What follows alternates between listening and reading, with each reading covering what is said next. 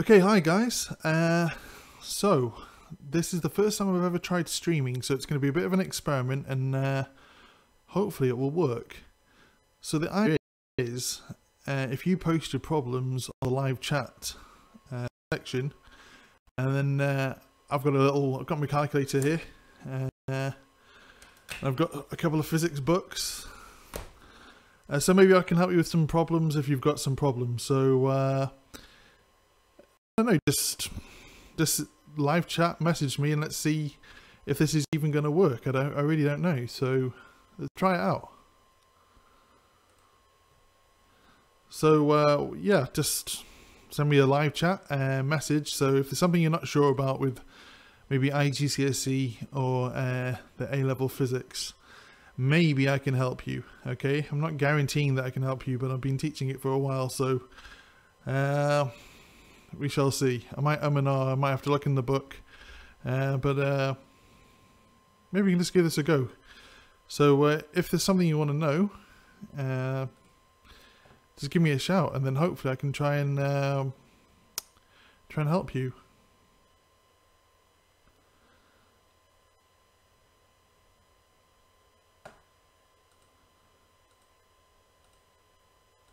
Let's close a few things, see if we can make this go a bit faster.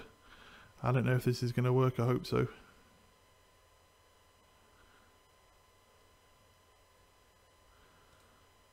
But no, just I guess if you've got any problems, just put them in the live chat. What I might need to do is, maybe in the future, what I'll do is I'll set up a little Twitter. Can you explain a bit of magnetic fields of flux density, the Tesla for A-level, please? Jaden, okay, Jaden. Magnetic flux density. Oh, it is annoying, isn't it? Magnetic flux. Let me have a look at my notes and let me see if I can put some notes up. Where's my magnetic field notes? Oh. You would have to start off with a hard one, wouldn't you? Right, here we go. Let's go. A-level magnetic fields. Where are we?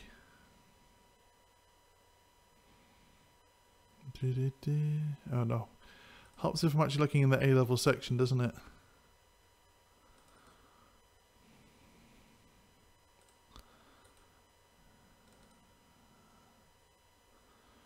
Magnetic fields.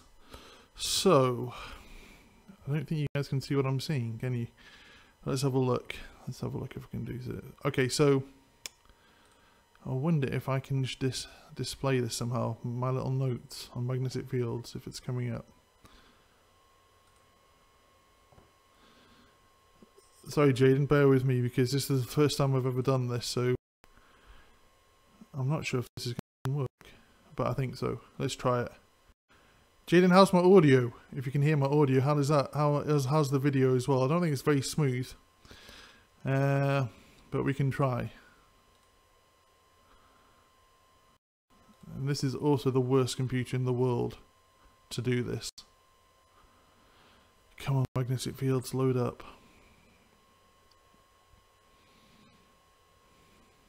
Here we go. Alright, okay, so, okay, I've got my notes up here, so I can just read through my notes. So,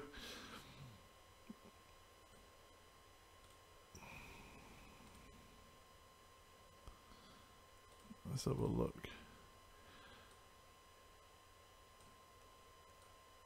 Okay, so the concept of a magnetic field. So the region around a magnet where magnetic effects can be experienced is called a magnetic field of the magnet. The direction of the field at a point is taken to be the direction at which the north magnetic pole would experience a force at that point. Let me try and see if I can put my notes up, then you can see them as well. Can I do it? Video capture.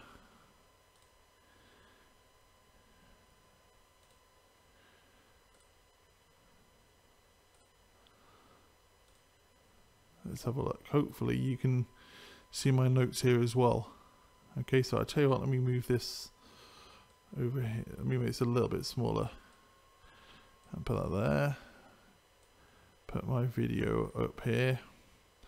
Alright, anyway, I hope Hope you can read this. Maybe let me make this a little bit bigger.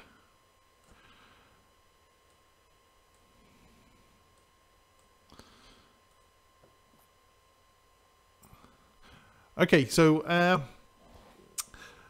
these are notes that I wrote for the students at school, and I hope they're going to make some sense to you as well. So the concept of a magnetic field. So the region around a magnet where the magnetic effects can be experienced is called a magnetic field of a magnet. The direction of the magnetic field at a point is taken to be the direction at which the north magnetic pole would experience a force at that point. So magnetic fields or lines of force are directed away from the north pole magnet because the like poles repel each other. Okay, so the magnetic field goes into the south and out of the north, and you can see it's concentrated around the poles here as well. Let's see if I can make this a bit smaller like this. So you guys can see me as well. Jaden, are you still with us? I hope this is working for you. Anyway, it's worth a try. Okay, let's carry on going through it. Okay, so the magnetic fields form a closed loop from pole to pole, and they never cross each other. Okay, so next little part, magnetic flux. So what is magnetic flux? Okay, so the magnetic flux through a region is a measure of the number of magnetic field lines passing through a region. And it's got this strange unit. I never know if it's Weber or Weber. I presume it's Weber is going to be the pronunciation. I hope I'm right.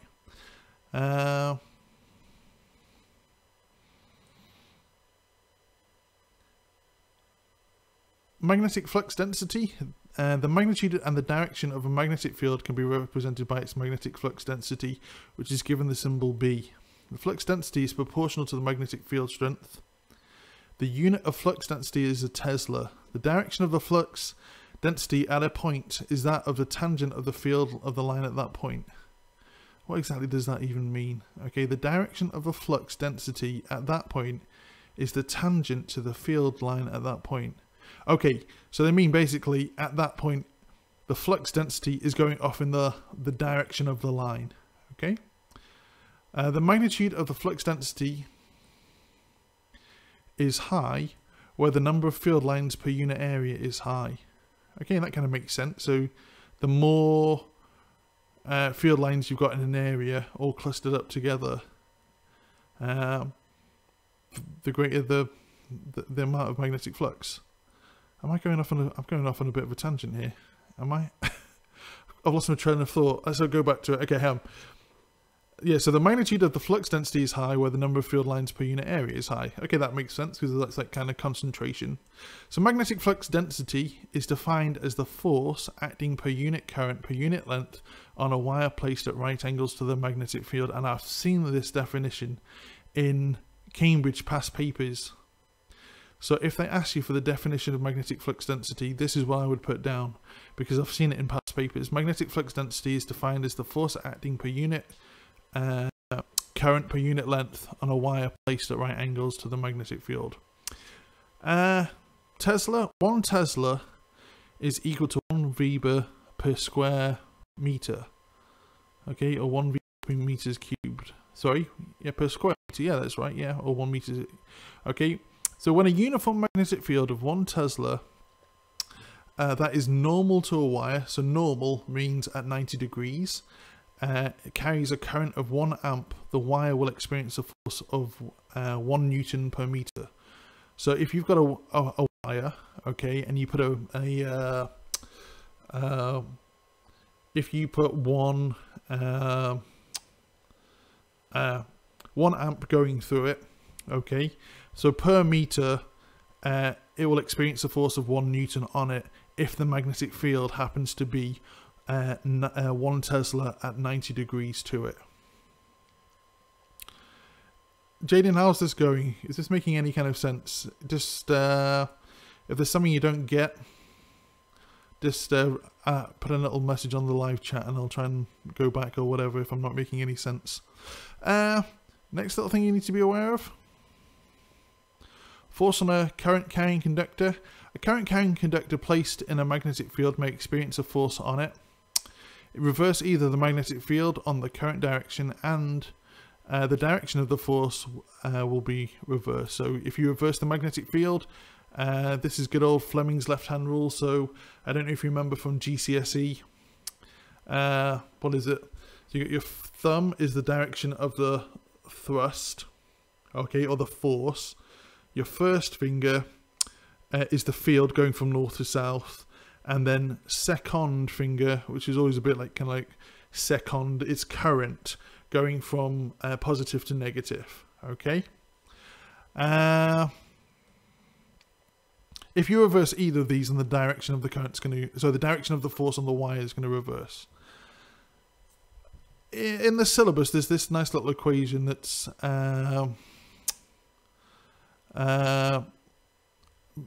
Bill sign is what my students always like to call it. We've got someone new. We've got someone new on the chat. Let me just say hello first before we go over Bill sign. If I can find them. Who's this? Oh, psychotic eggshell. All right, okay. Thank you very much for the clap. All right, I'll hopefully this is going to make some sense. Okay, so Bill sign. So the force on the conductor, okay, which is probably going to be your wire. Okay. Okay, how can you work it out? So like if we were doing this experiment for real, so we've got like a north and south poles of a magnet, we've got a wire here and there's a current going through it, and then our wire is going to experience a force going inwards in this case. Okay, so how could you work out what's the value of this force? Well, the value of the force is going to be we're going to calculate it using this equation, Bill sign.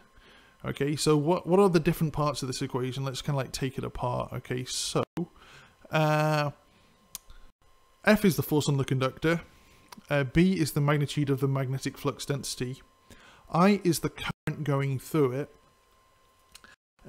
L is the length of the conductor, and then normally, it's like sine theta, is the angle between the wire and the flux direction. Now, Cambridge generally is quite kind here in that they try and make it 90 degrees. They don't always, but if it's 90 degrees, then sine theta just becomes 1 and makes your life really quite easy. Okay, you do need to know, oh, here we go, Fleming's left-hand rule. So, Fleming's left-hand rule, and I love it in exams because you just see every single student going like, like this. Don't get it, sir. Okay, Fleming's left-hand rule. So the direction of the wire is going to experience the force can be found using Fleming's left-hand rule. So you've got your thumb is your thrust, your first finger is the field, and then your second finger is the current. Okay, so remember thumb, thrust, first finger going from north to south, and then second is second from positive to negative. A few little things you guys got to be aware of. There's a little experiment called a current balance. Excuse me. So with a current balance, the force on a current carrying conductor can be used to measure flux density of a magnetic field. Can you also use the arrangement below to show the force is directly proportional to the current? Okay. Now, what you have is basically a little wire, a piece of wire. Okay, and it's on a pivot system. Okay, and you've got two magnets. Okay, on a metal frame. Okay, and what you do is you put a current going through the magnets on one side, and on the other side of the wires you have like small little weights. And the idea is that the force on the magnetic field, as you increase the current, is going to balance with the weights there. Okay, and you get them to balance. Okay, and in that way you can use the equation F equals BIL. Okay, and remember sine theta in this case is at 90 degrees, so we don't even need to worry about sine theta. Okay, can you derive SI units for B, the magnetic flux? Can I? Oh, I am you.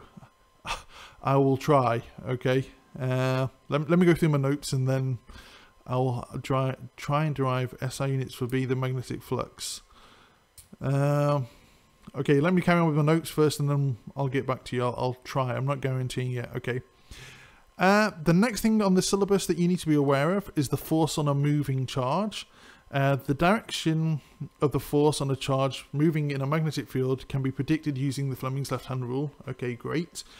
In the example on the right, the positive charged particle will continue to rotate anti-clockwise as the particle will experience a force towards the centre of the circle. The direction of the force is perpendicular to the direction of the velocity. Okay, hopefully my camera is not going to make this go around the wrong way around. So it's, from my point of view, okay, if I'm looking at my screen now, so and let me just check if I'm getting this right. No, I'm going to have to use my other arm, which is annoying because this is not going to work because the camera's going the other way around. Okay, so in the diagram here, okay, so maybe everyone, that's it, everyone get your left hand rule. I know this is on your right, but it is my left hand rule, it is my left hand, okay. So if you get your left hand out, if it curves around like that, so you think, okay, so firstly, if you look at the actual diagram, you can see how it's got crosses here. So the crosses mean that the magnetic field is going into the screen. Okay, so the magnetic field is going into the screen. Okay, your thumb, okay, so your thumb here, that represents the force. So that's the blue arrow going towards the center of the circle. Okay, and then it's a positively charged particle. So your middle finger, okay, for the current represents the direction of the positive particle will go. Now, obviously, initially it's going in one direction, but if it feels a force towards the center of the circle, you're going to get a constant spinning motion. So in fact, the particle will just go round and round and round in a circle. Okay. What's this equation here? So F equals BQV sine theta. Okay, this is the force on the particle inside the magnetic field. So the force on the particle in the magnetic field is equal to the magnetic flux density times by the charge of the particle, and that's in coulombs. So you have to, like, okay, if it's an electron, minus 1.6 times 10 to the minus 19 coulombs, the particle's speed, and then sine theta, okay, the angle between the velocity and the magnetic flux density, which again, Cambridge seems to be quite generous, and they will always try and make this 90 degrees, so sine theta becomes 1. Okay, just something to note, okay, here, the field cannot exert a force on a stationary particle or particles that are travelling in the same direction as the magnetic field. Some in Cambridge, I have seen them try and trick students a few times, so just something to be careful of. So the field cannot exert a force that's on a stationary particle. So if you've got a particle and it's in a magnetic field and it's not moving, the particle will not experience a force. Okay. And if it's moving, so say if you had like a magnetic field going in this direction like this, and then the particle was also going in this direction or in the opposite direction, but in the same line of action, if you guys get me, then it won't experience a force either. Okay, so just something just to be careful of. And then going back to this idea that particles will spin round and round and round in a circle. Okay. I don't know if you guys have done in this stage of the course. Okay, you should have seen centripetal motion, and that the force on a particle that's going around in a circle is mv squared over r. So you can say, well, BQ v sine theta equals mv squared over r, or basically this little part here. Okay. We can just rearrange for r, and then how's that going to change the radius of our little circle? So faster moving particles will move in a bigger circle. Heavier moving particles will move in a bigger circle. With a stronger magnetic field, the particles move actually in smaller circles. So this is just a few little pointers that you need to be careful of. Hall effect.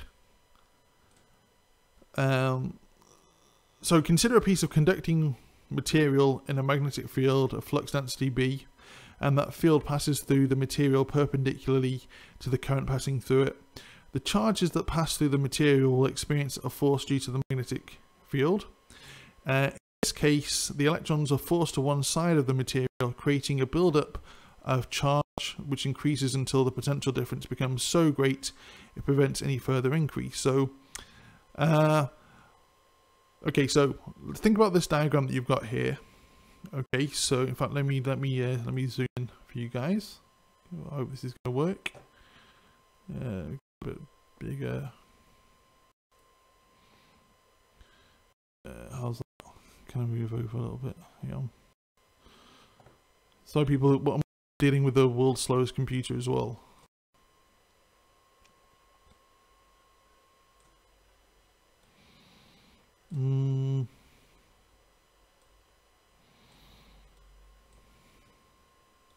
Okay, that looks a bit better. Okay, so inside this thing called like the Hall element, what happens is you pass a current going through here. Okay, so through here, you've got your magnetic field going through here. Now what will happen is the electrons that are flowing at 90 degrees to the magnetic field are going to experience a force, and they're going to be kind of forced to go to one side of the Hall element, and they'll actually end up producing a potential difference. They'll actually end up producing a potential difference across the Hall probe, and then that is what you're going to measure. So you can use the potential difference that's created across our little Hall element here to measure the amount of magnetic field going through. I'm sure I've got the derivation down here, so let's have a look.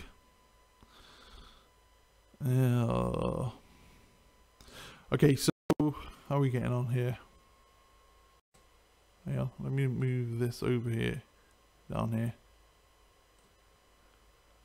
Okay, you've done circular motion. Okay, that's good. Okay, I think that looks a bit better, doesn't it? And you guys I can see your comments as well. Okay, going back. Okay, so consider a piece of conducting material in a magnetic field of flux density B, and the field passes through the material perpendicular to the current going through it. Okay, so that's what's going on up here. So we've got current going through our material, and we've got a magnetic field that's going at 90 degrees. In this case, the electrons will be forced to one side of the material, creating a buildup of charge that increases until it doesn't just increase on forever, because obviously what happens is as the electrons are moving to one side, okay, there's going to be a buildup of potential until eventually the electric field that's being created is going to balance out with the effect of the magnetic field as well. Okay, so let's have a look at I think there's a derivation for the Hall probe that you guys need to be aware of. So let me have a look through here. Let F be the force exerted on the electron by the potential difference between X and Y. So F equals B QV. But F also equals QE from the electric field. Okay. Okay, and then the electric field, going back to, do you remember that in A-S level, E equals V over D.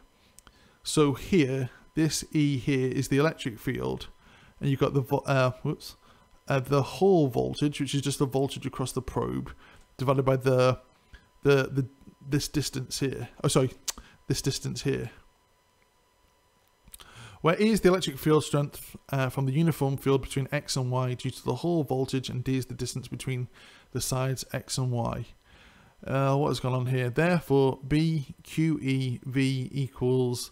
And then this is annoying because we've got V for velocity and then V for the Hall probe voltage as well. So that's a bit irritating. But then that's physics. Sometimes that happens, eh? So B... QEV equals V, and then the Hall probe voltage divided by D. The Hall probe voltage then it becomes BVD. Hopefully you remember from the AS level course that I equals NAVQE, and then something magical happens with this. Put all these together. Oh yeah, this is something you just need to be aware of. The area, so this area here, okay, is D times T. And then let me go back up here. So the D, that's D there. The thick, the width of the Hall probe times by T, the thickness, so that's the area. Okay, and you put all these equations together, give them a bit of a shake around, and then this is the equation that you guys come out with, and I think this is what you're meant to know. I'm pretty sure this is on the syllabus. The Hall probe voltage is equal to the magnetic field going through the Hall probe times by the current going through, divided by N, where N is the number of charge carriers per unit volume. T, now be careful, it's not time, it's the thickness of the actual Hall probe itself. So it's this T here, the thickness of the Hall probe, times by the charge of an electron, which is 1.6 times 10 to the minus 19. Oh yeah, okay, then this is almost there for the whole chapter, because there's, what you're going to know now. You've got to know finding the charge to the mass ratio, and then magnetic field due to current, MRI. So okay, let's carry on. Okay, we're getting through there slowly. Next part of the syllabus says finding charge to mass ratio.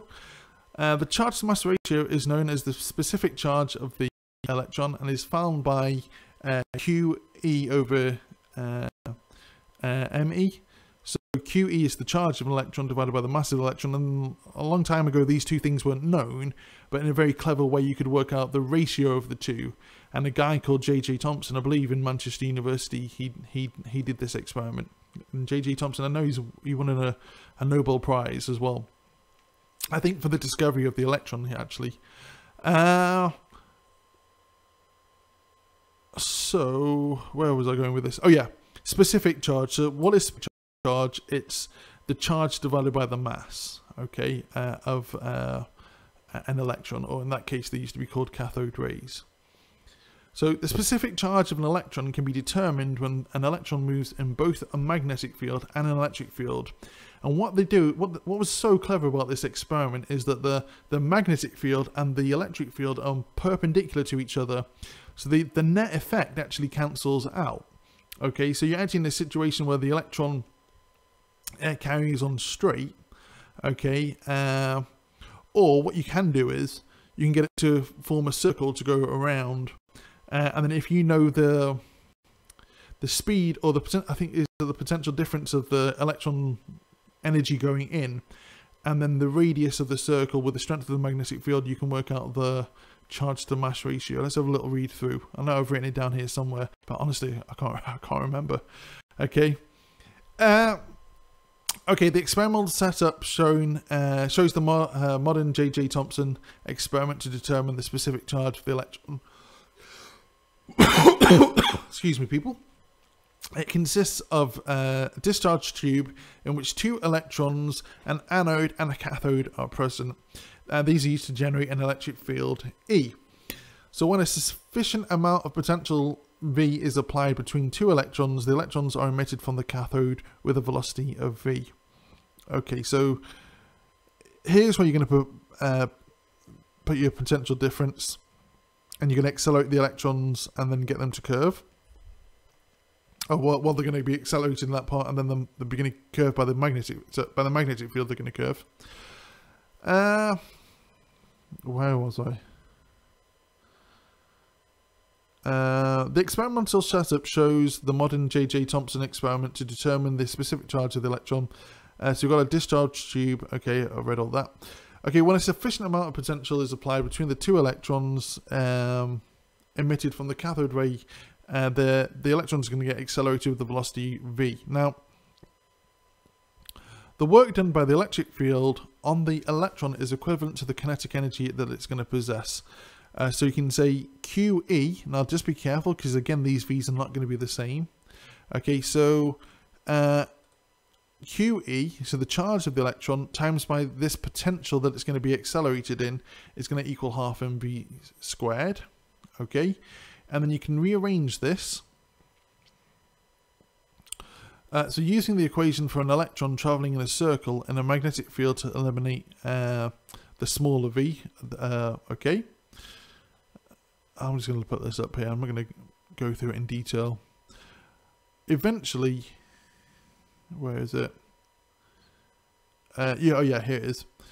You find that the charge to mass ratio, okay, is equal to 2 times the potential that the electron's been accelerated in, times by the square of the magnetic field that's perpendicular to the electron's path, times by the square of the radius of the circle that it makes. So as the electron goes, the electron is excited, okay, and it goes into my magnetic field with its velocity, and it's going to just end up going round and round and round.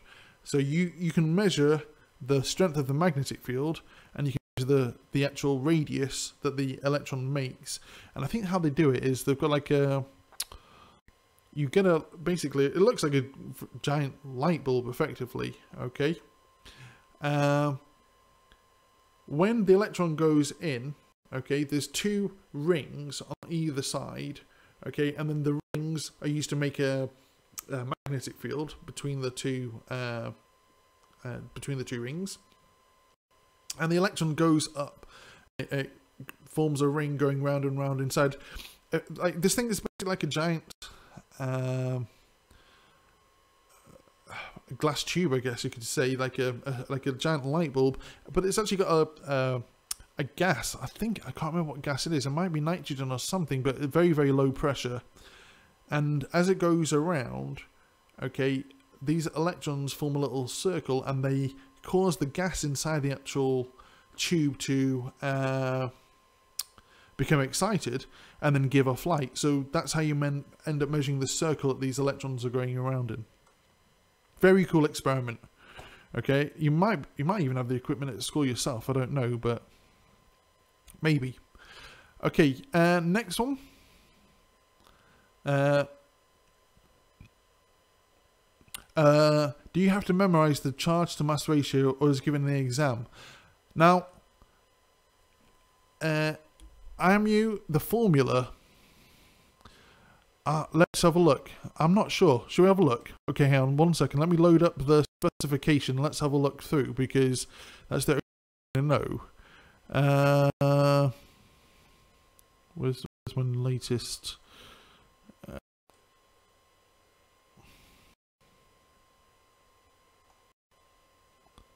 I hope I'm making sense and not bumbling on. I'm not wasting your time, but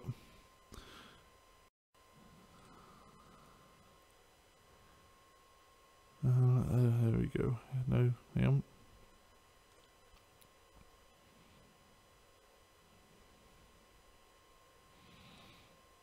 Now, hang on. Let me just put the specification up on the. Let me just capture another window.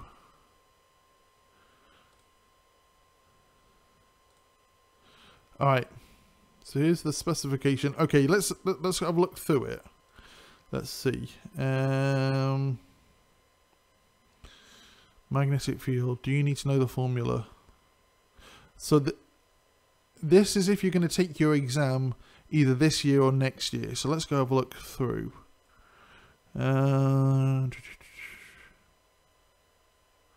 Capacitance.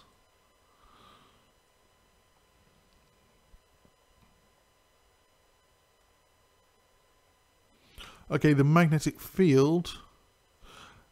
It says explain the main print. Okay, and let me just zoom in if you can't see this. Okay. Explain the main principles of one method for the determination of the specific charge for electrons.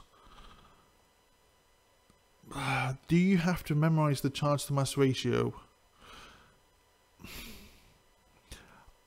Well, I don't think you actually have to. I'll tell you why, because don't they give you the charge of the electron and the mass of the electron at the beginning of the exam, so you can actually work it out what the actual value is.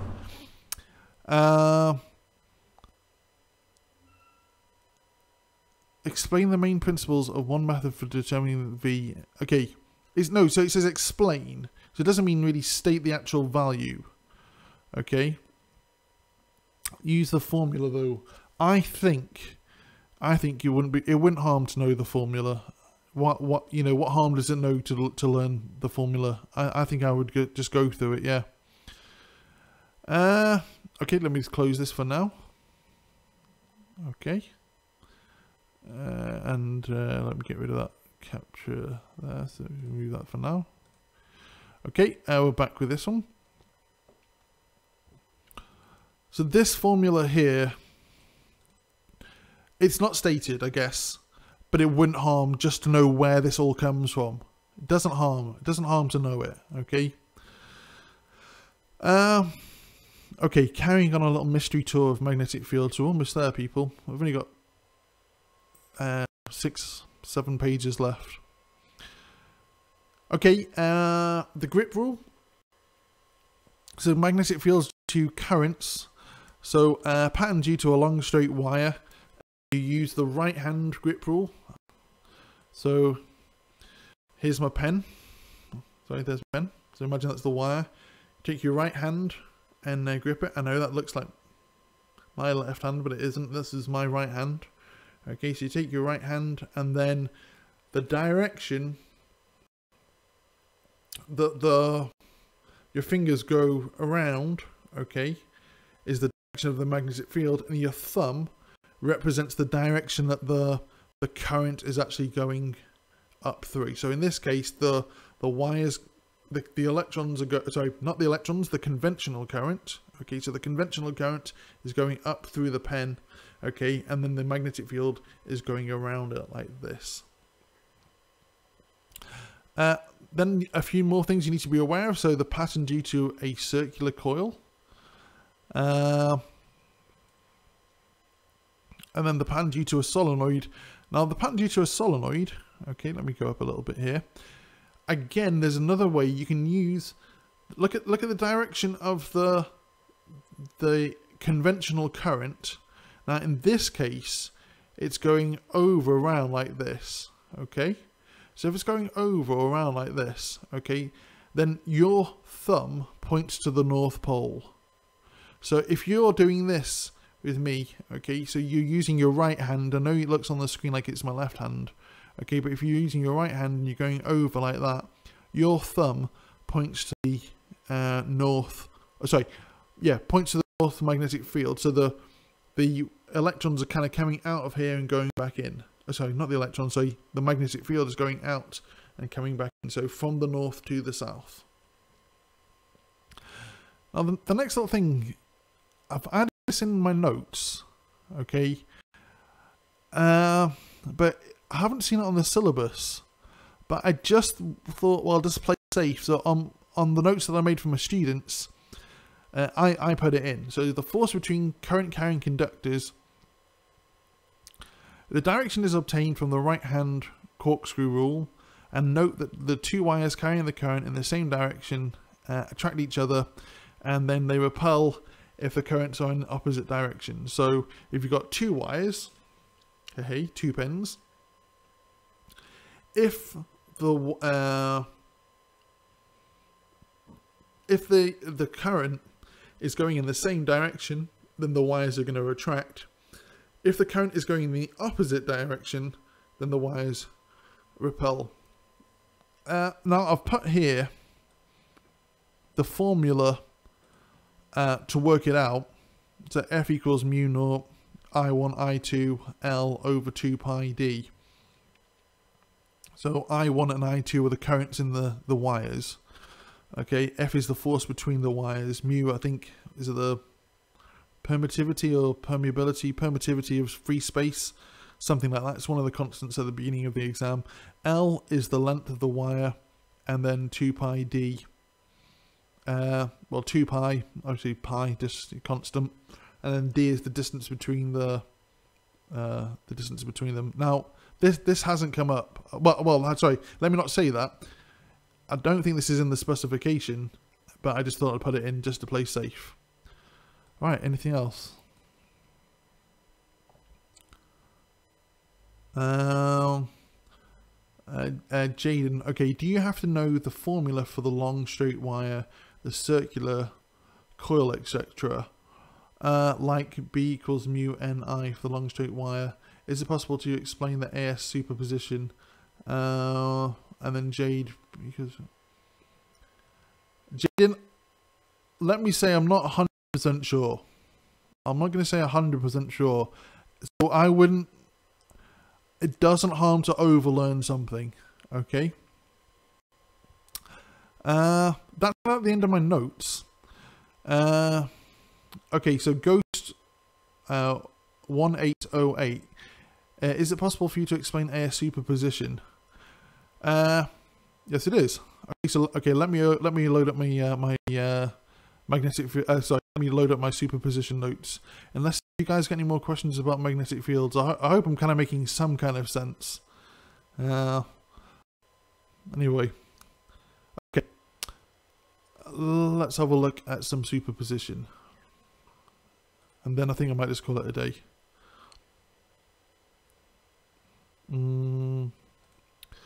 Superposition, where are you?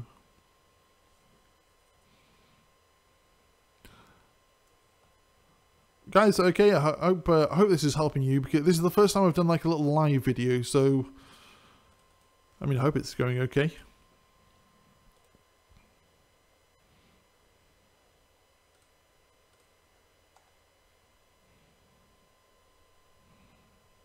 Okay, superposition. So what is superposition? Okay, so the superposition principle states that whenever two or more waves are traveling through the same medium at the same time, the net displacement of the medium at any point is simply the vector sum of the individual waves' displacements. Now, let me turn the light on here. I hope, is that too bright? No, it's a bit too bright. Let me turn it off. How to think about this? If you've got superposition, what is superposition? If you have, okay, I'm going to draw a little wave here. I wonder if this is even going to be able to see this.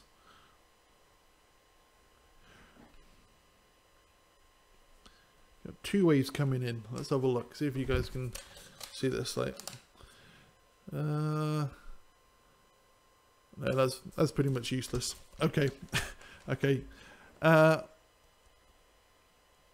Oh wow, that's such a nice thing to say. These are really helpful. We'd love to have more live videos done. Okay, I'll definitely do some more because I'm free in the week, so I will try. Jaden, you are right. I've just realised I have skipped MRI. Should go through a bit of superposition just for this chap. Let me just explain quickly what superposition is, then I'll go back to magnetic field. So, what is superposition? What is the basic principle of superposition? And that is waves add up, okay? And it's the vector sum of the two waves at any point add up, okay? That's basically it, what superposition is.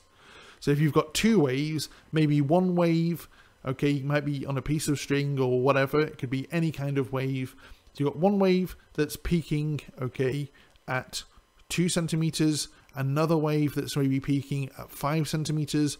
When those waves meet, they add up. The peaks will add up and make 7 centimeters, okay? But waves, the thing about waves is, waves can also be negative, have negative values as well, okay? So if I had a wave that was coming in that was 5 centimeters, okay, peaking, and then I had a trough that was -2, well, the vector sum at that point would actually be reduced to 3. Okay, so basically the principle of superposition says that you just add the values of the waves.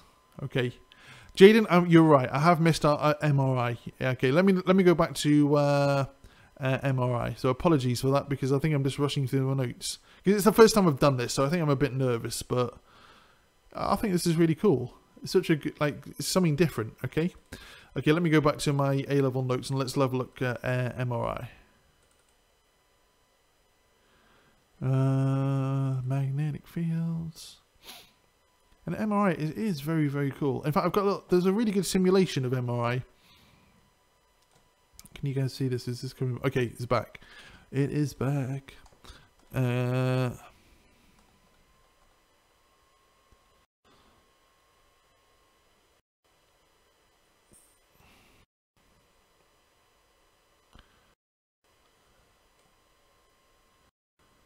Okay, Jane, here we go. Okay, so nuclear magnetic resonance imaging, or MRI.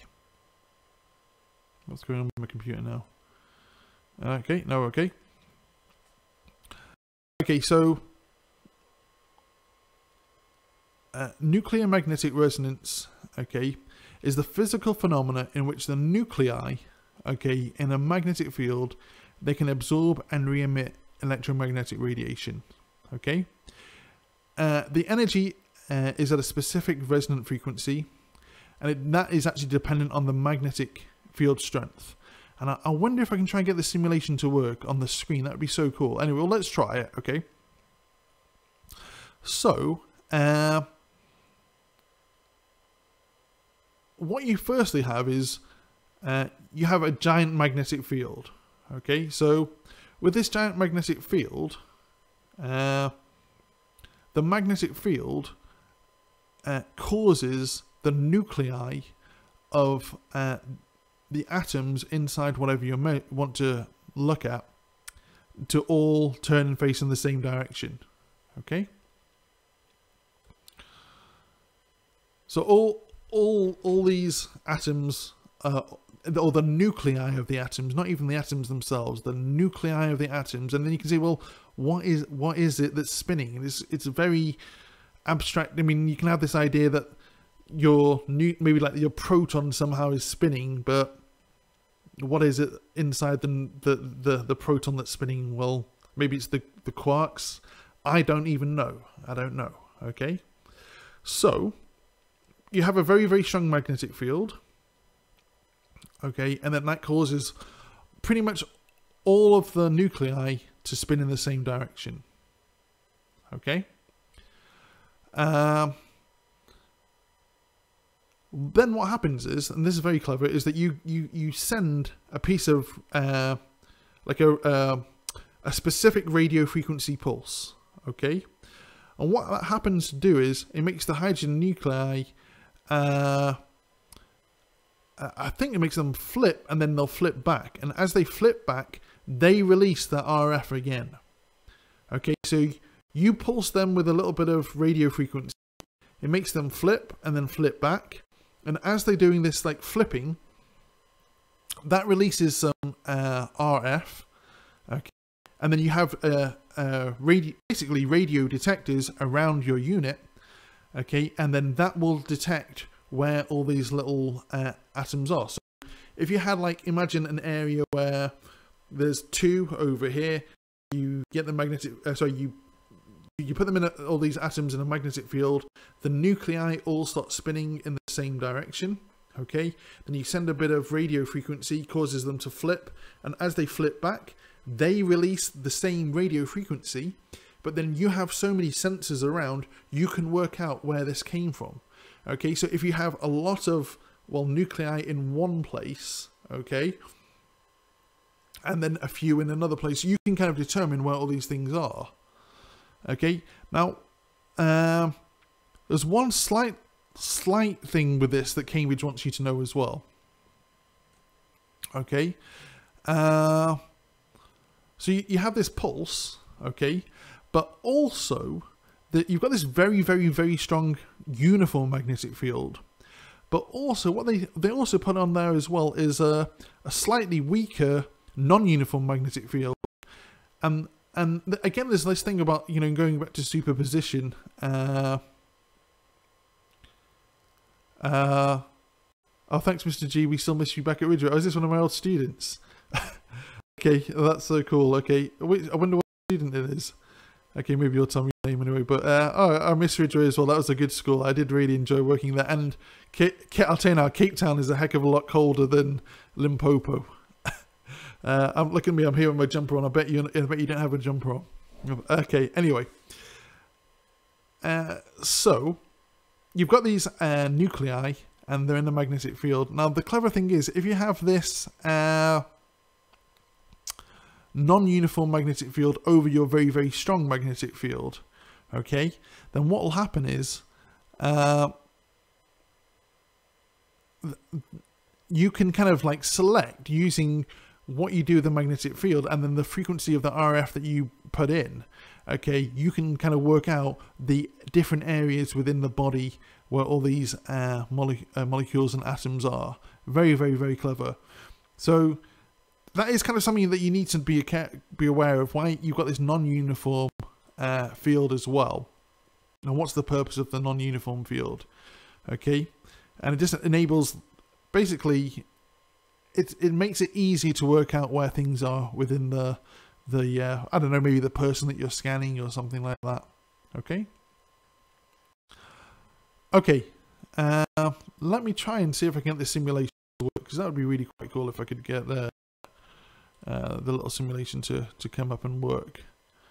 But it is in Java. Probably. Okay, well, let's give it a go. The guys that made these simulations, it's an organization called PhET. In fact, you guys can have a play with it as well. What I'm going to do is, I'm just going to close down, let me get rid of this window capture.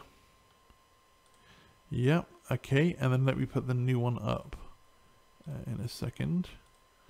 Play with Sims. Okay, whilst it's loading up, because my computer's so slow, I'll just a little bit of whistling or something.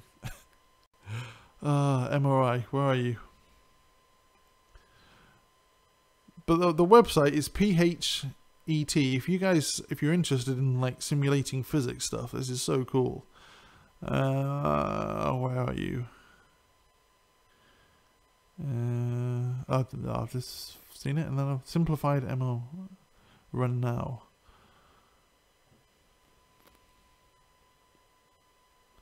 Yeah. PHET, PhET Interactive Simulations. Really, really good. Do I want to run? Yes.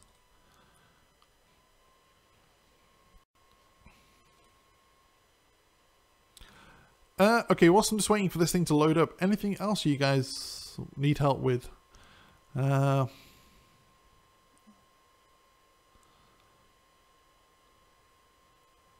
Yeah, I think I'll definitely do some more videos. I think you know, if it's helping people, why not? I just don't want to tell you guys the wrong thing, but I'll, you know, and I don't know, probably make this a bit more funky or something, because at the moment it's just like live chat, and then there's a little video of me, and then you know, little PowerPoints or whatever. Why is this simulation not coming up?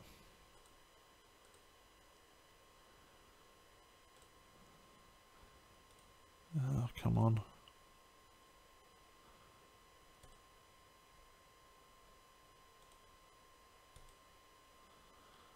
Aha, Java finally is coming. Yes, run.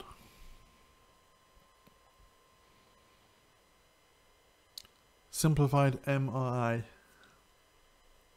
Right, let me try and see if I can capture this as well, and then you guys can see what I'm going on about. I only need one of them. Okay. Let me just capture this video window capture. Create a new one. Okay. Alrighty-roo, here we go. Okay, so simplified nuclear magnetic resonance. Okay, I'm just going to shrink this down a little bit.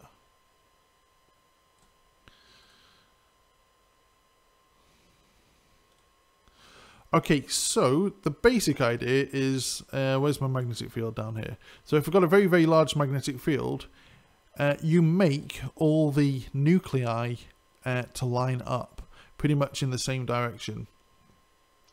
And what you can do is, I'm just going to reduce this a little bit. Now, I'm going to so that's the magnetic field that you've added. Okay, so you've got the magnetic field that's causing all the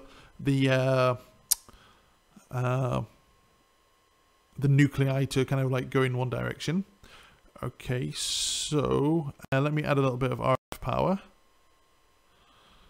Okay, there we go. And I'm just going to change the frequency, and that'll change the amount of energy. Now, what you'll see, okay, the nuclei start flipping back, and as they flip, they also release some radio frequency, some RF that can be measured. Okay, and then you can work out, okay, where this proton was. It's basically like the little, excuse me, like the atoms, like you're saying, okay, so you're forcing it to be like this. Okay, your piece of, like, your radio frequency comes along, flips it one way, and it gets flipped back, and then that releases a bit of RF. Okay. Let's look at, okay, so that's a very, very basic version of what's going on. So a slightly more complicated version, and I always seem to have problems when I get this going. Okay, so let me just get the main magnetic field going. Okay, and in fact, I think you can add a tumour. Okay, there's, sorry for our little man here, but here's his little tumour. Okay, so the radio frequency I can turn on, and basically I can get everything to start moving again. Well, hopefully anyway. We're going to find out what the frequency is. Excuse me.